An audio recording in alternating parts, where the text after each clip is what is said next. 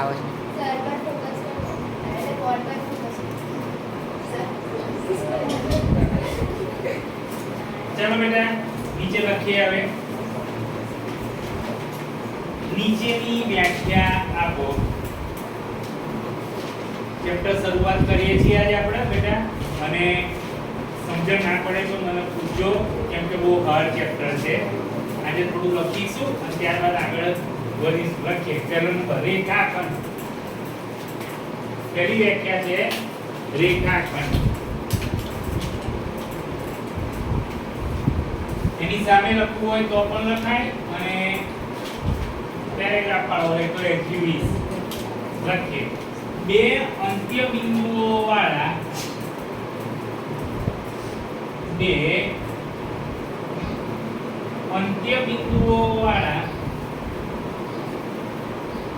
રેખાના ભાગને રેખાખંડ કહેવાય છે.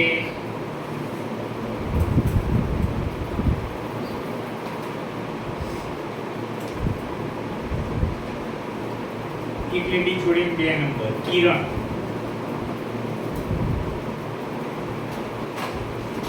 એક જ અંત્ય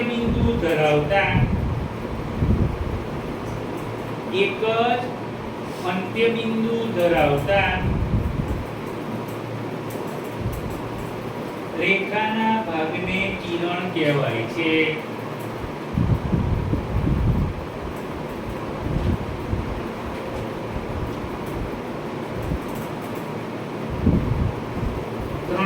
બેટા આવું લખો.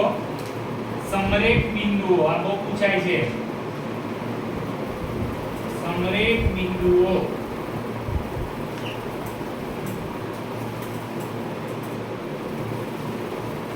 એમાં લખીએ જો 3 કે 3 થી વધારે બિંદુઓ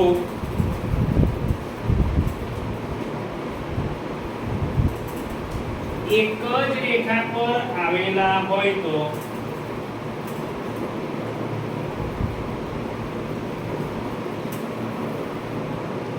તે બિંદુઓને સમરેખ બિંદુઓ કહે છે.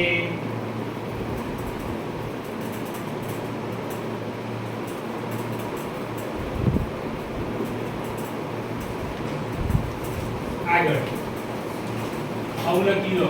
અસમરેખ બિંદુઓ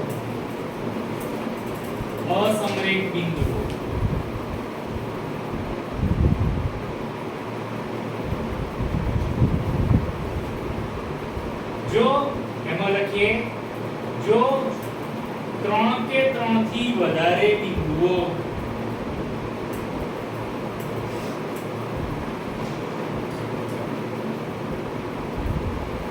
એક જ રેખા પર આવેલા ન હોય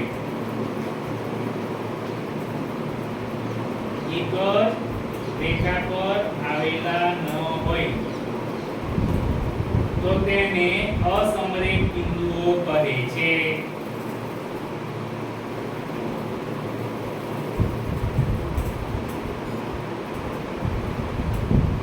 આપણે બેટા સમરેખ બિંદુની વાત કરીએ તો આપણે આ રીતે એક રેખા દોરી હોય અને કોઈ પણ 3 કે 3 થી વધારે બિંદુઓ એક જ રેખા પર આવેલા હોય, માનો આ રેખા યાર લીધી, બરાબર, તો એ સમરેખ કહેવાય. પણ એ બિંદુઓ એની પર આવેલા ન હોય તો અસમરેખ નામ આપું છે. બરાબર. આગળ લખીએ. લઘુકોણ. આ તો નાના ધોરણમાં આવી ગયું છે. લઘુકોણ એમાં લખીએ જે ખૂણાનું માપ 0° અને 90° ની વચ્ચે હોય. જે ખૂણાનું માપ 0° અને 90° ની વચ્ચે હોય તે ખૂણાને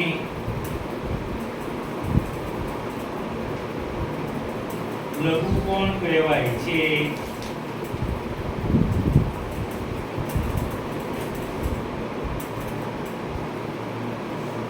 ત્યાર પછી આગળ આવશે જે નંબર આયા હોય કાટકોણ.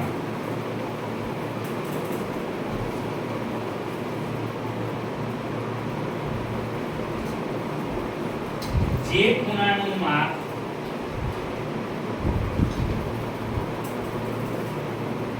નેવું હોય, જે ખૂણાનું માપ 90 હોય તે ખૂણાને કાટકોણ કહેવાય છે.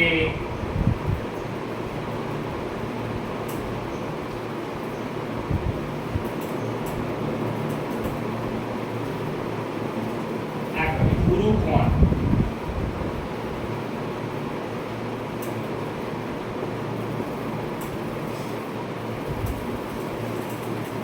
જે ખૂણાનું માપ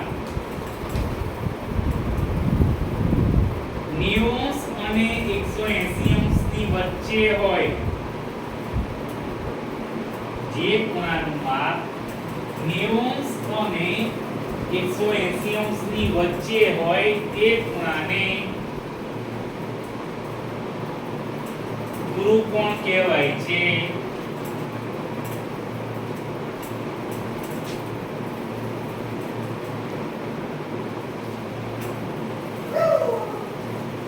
ચાર આગળ જે નંબર આવ્યા હોય સરળ કોણ. આ સરળ કોણ પણ બહુ પૂછાય છે પરીક્ષામાં વ્યાખ્યા.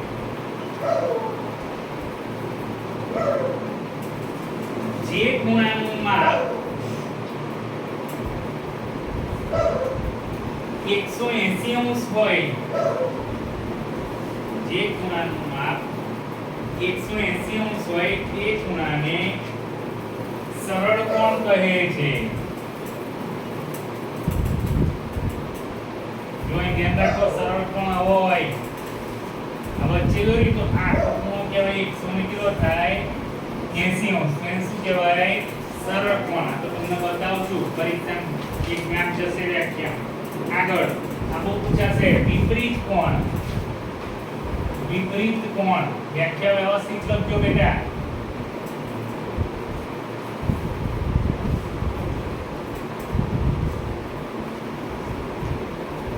જે ખૂણાનું માપ સરસ અક્ષરે લખજો હો બેટા. જે ખૂણાનું માપ 180 અંશ અને 360 અંશની વચ્ચે હોય, 180 અંશ અને 360 અંશની વચ્ચે હોય તે ખૂણાને વિપરીત કોણ કહે છે.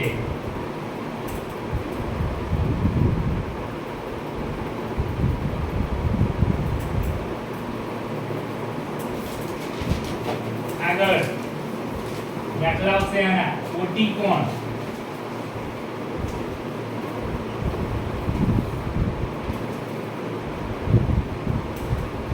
જે બે ખૂણાના માપનો સરવાળો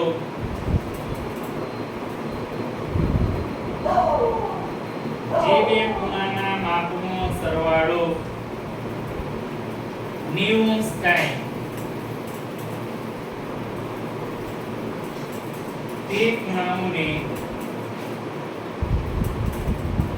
એકબીજાના કોટિકોણ કહે છે. તે ખૂણાઓને એકબીજાના કોટિકોણ કહે છે.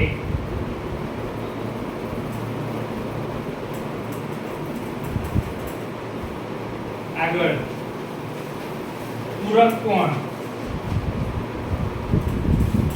બધી વ્યાખ્યા અગાઉ આવી ગયેલી છે.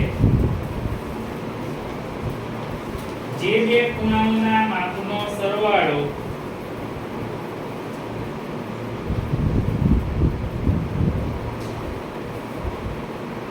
એકસો 80 અંશ થાય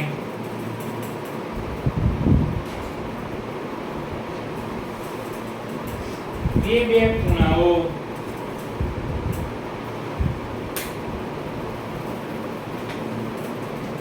એકબીજાના પૂરક કોણ કહેવાય છે.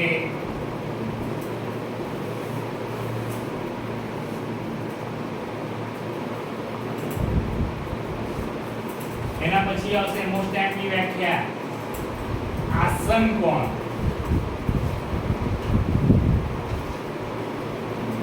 લખાવું છું પછી સમજાવું છું. આસન કોણ મેં બોર્ડ પર લખ્યું જો બરાબર. જો બે ખૂણાઓનું શિરોબિંદુ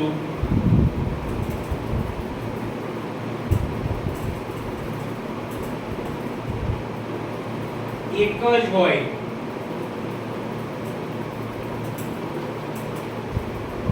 અલ્પવિરામ કરો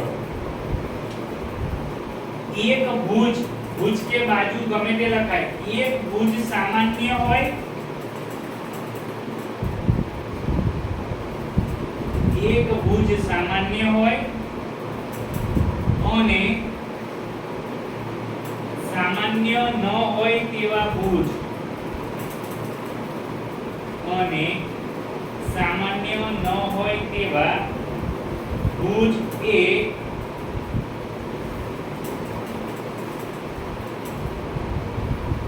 સામાન્ય ભુજની જુદી જુદી બાજુએ હોય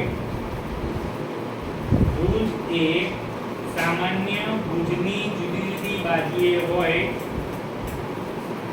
તેવા બે ખૂણાને આસન કોણ કહે છે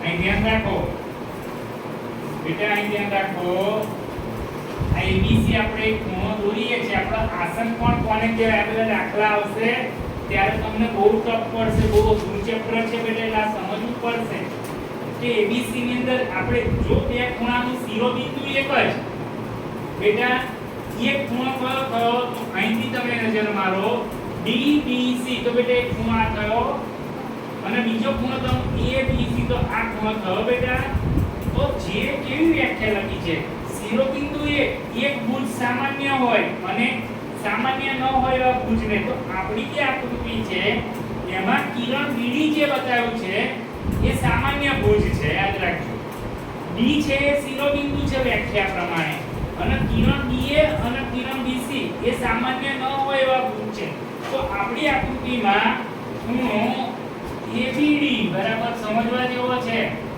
એબીડી અને ખૂણો ડીબીસી એ આસન કોણ છે આ બે ખૂણા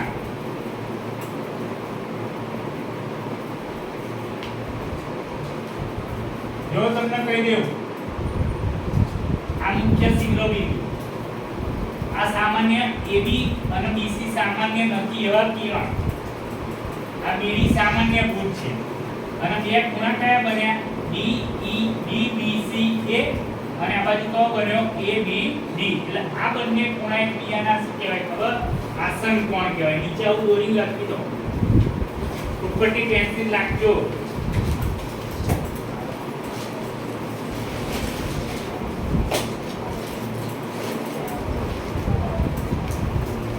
અવાજ ના કરો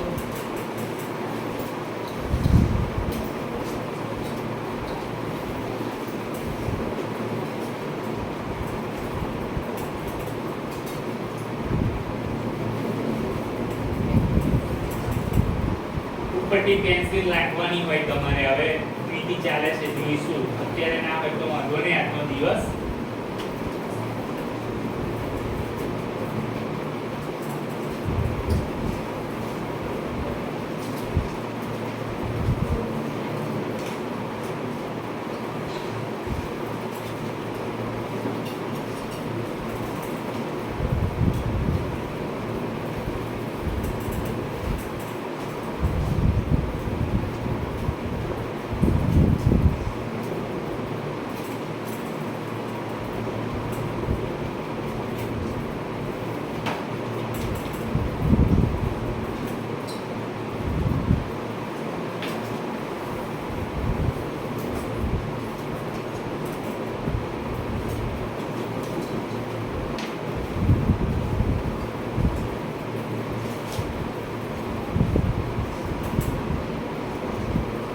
થઈ ગયું આગળ આવ્યું એ નંબર આયા હવે ખૂણાઓની રૈખિક જોડ ખૂણાઓની રૈખિક જોડ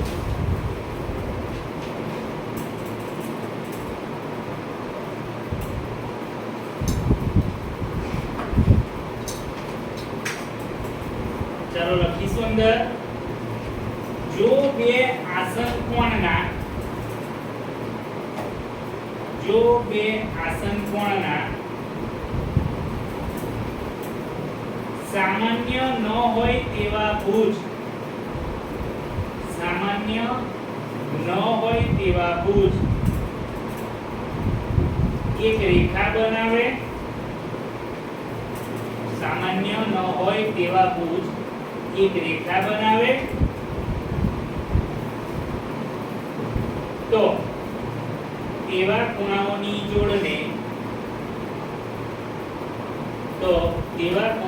જોડને રૈખિક જોડના ખૂણા કહે છે.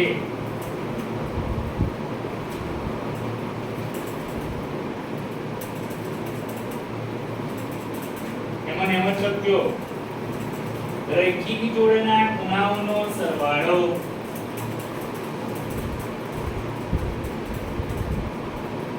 એકસો 80 અંશ થાય છે.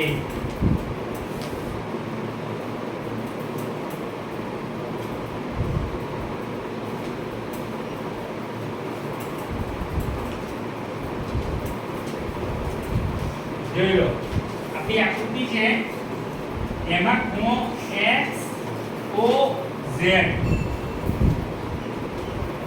અને ખૂણો z o y એ બંને કેવા ખૂણા કહેવાય ખબર? રૈખિક જોડના ખૂણા કહેવાય. અને રૈખિક જોડના ખૂણા જો આવું હોય ને બેટા જો આ બંને રૈખિક જોડ કહેવાય. અને રૈખિક જોડના ખૂણાના માપનો સરવાળો કેટલો થાય? 180. પાછું નીચે આવું દોરવું પડશે.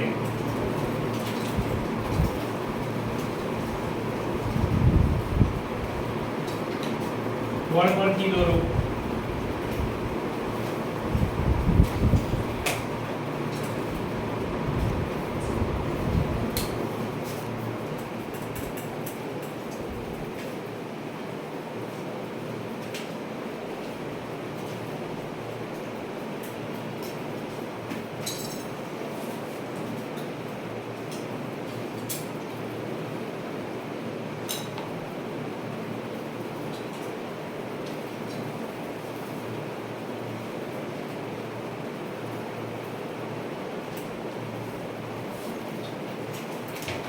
એના પછી આવશે અભિકોણ.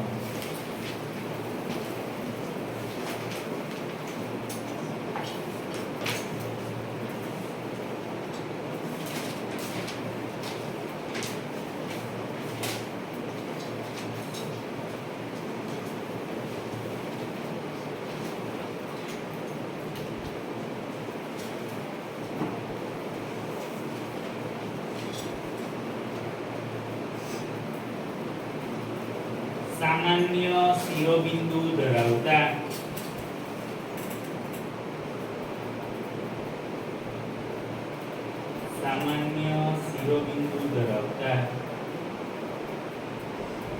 બે ખૂણાઓમાં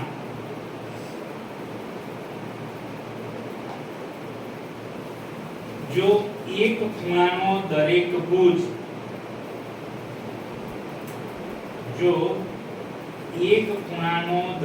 ભુજ બીજા ખૂણાના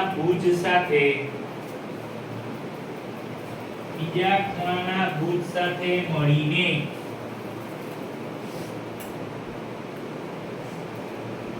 રેખા બનાવતો હોય તો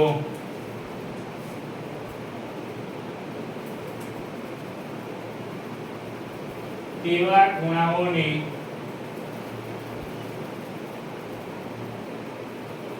અભિકોણો કહે છે.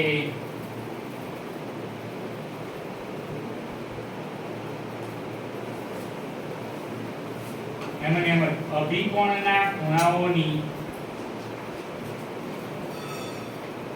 બે જોડ મળે છે.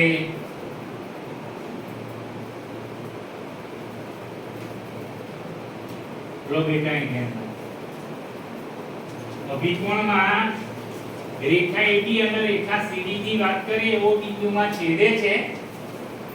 અહીં આગળ તમે જો અભિકોણનું સમજવા જેવી બાબત શું છે? ખૂણો AOC એની સામે ખૂણો જે આવશે DOB એ અભિકોણ થયો કહેવાય. બીજી જોડ વાત કરીએ તો આવ્યું AOD, તો એની નીચે આવે EOC, તો એ અભિકોણ થયા કહેવાય.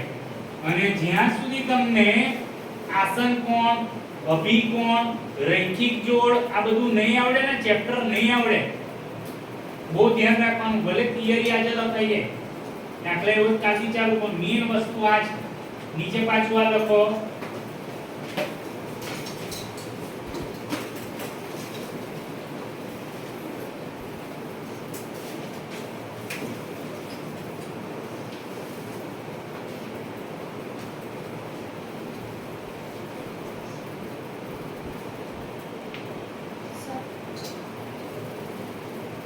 પાછળ ચાલુ કરતી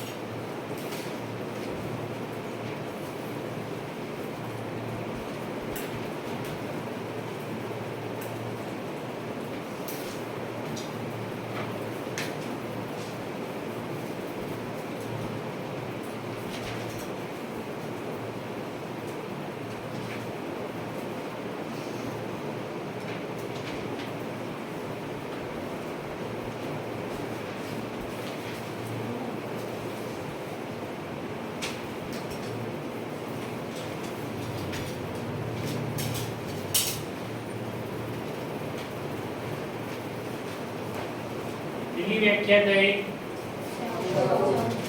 હવે દાખલાની શરૂઆત કરીએ છીએ. એક દાખલો મોસ્ટ ટાઈમથી શીખવાડું અને બરાબર આપણે હિન્દીમાં કહેવત ઘણી વખત બોલીએ છીએ અને બોલીએ છીએ, ઘરે બી બધા બોલતા હોઈએ છે, ડર ગયા સો મર ગયા.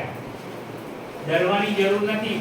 દરેક દાખલો અલગ અલગ રીતે, પહેલા થોડું શરૂઆત સહેલાથી આમ કરીશ, પણ બેટા જે દાખલો અહીં શીખવાડવામાં આવે એ દાખલો ઘરે જઈને પ્રેક્ટિસ કરશો તો જ આવડશે. ને તો અઠવાડિયા પછી જ્યારે આપણે ટેસ્ટ લઈશું ત્યારે એવું થશે, સર હવે મારે સ્કૂલમાં પરીક્ષા છે, મારે મામાના ઘેર જવાનું છે રક્ષાબંધન પર, તો એ બધું ચાલશે નહીં. રોજનું રોજ, રોજની રોજ પ્રેક્ટિસ કરો બેટા, તો સરસ તમારા છઠ્ઠું ચેપ્ટર મેથ્સમાં આપણે આવી ગયા.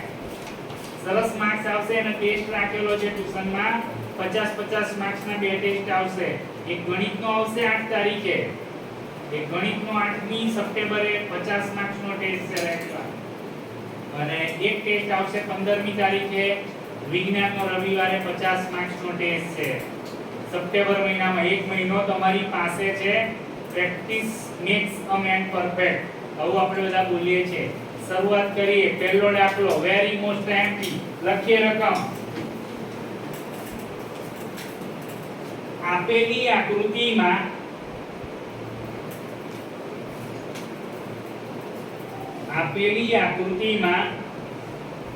રેખા PQ, શબ્દમાં લખો રેખા PQ અને રેખા RS. આપેલી આકૃતિમાં રેખા PQ અને રેખા RS એકબીજાને O બિંદુમાં છેદે છે.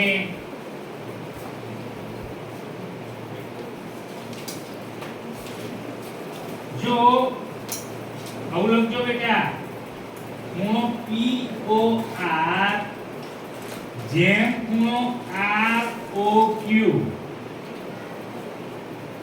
જો ખૂણો POR જેમ ખૂણો ROQ બરાબર 5/7 હોય તો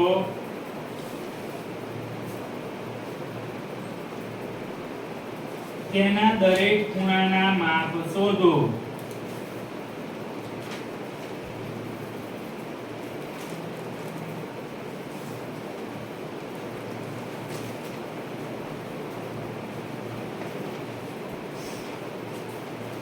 નોટ બંધ કર દો હવે બોર્ડ પર જો પછી આકૃતિ દોરજો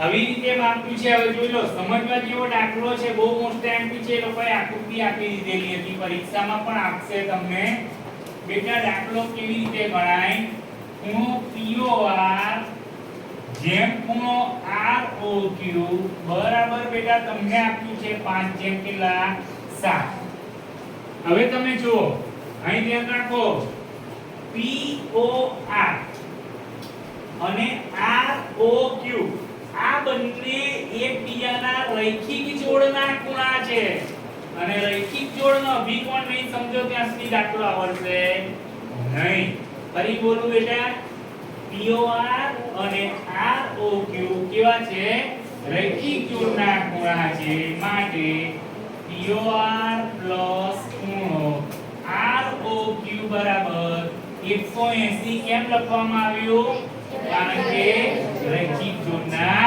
ખૂણા છે જો બરાબર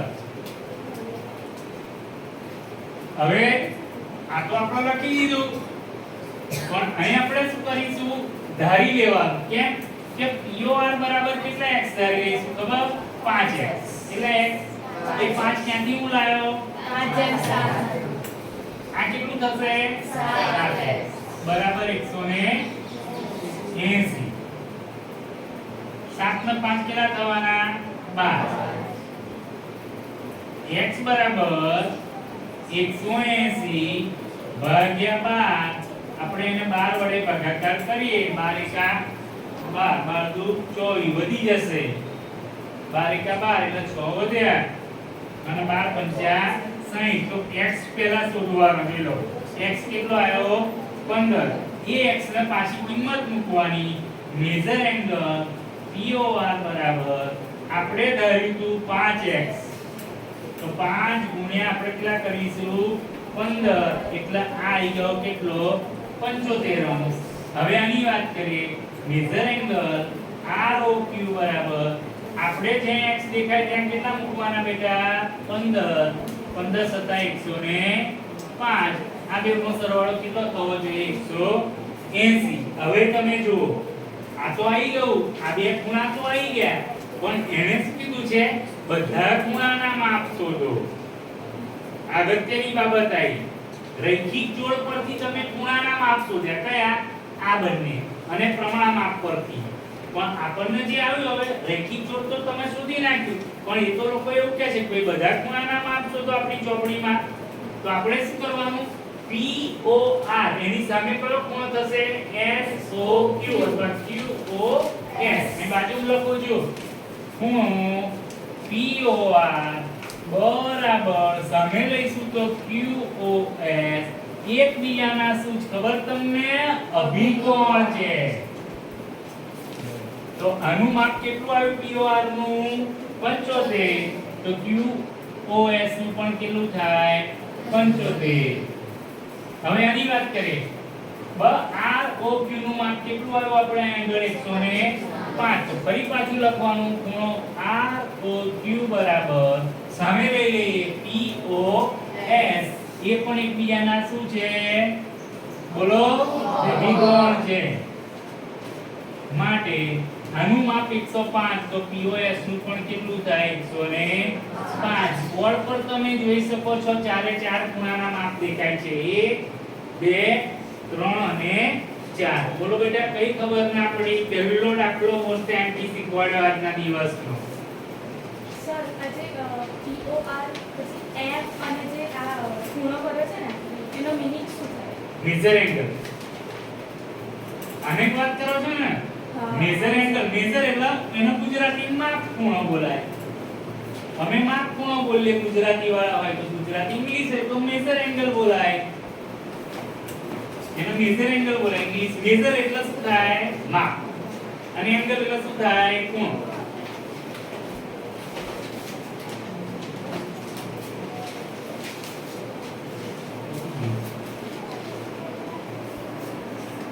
બહુ ઝાંખું દેખાય છે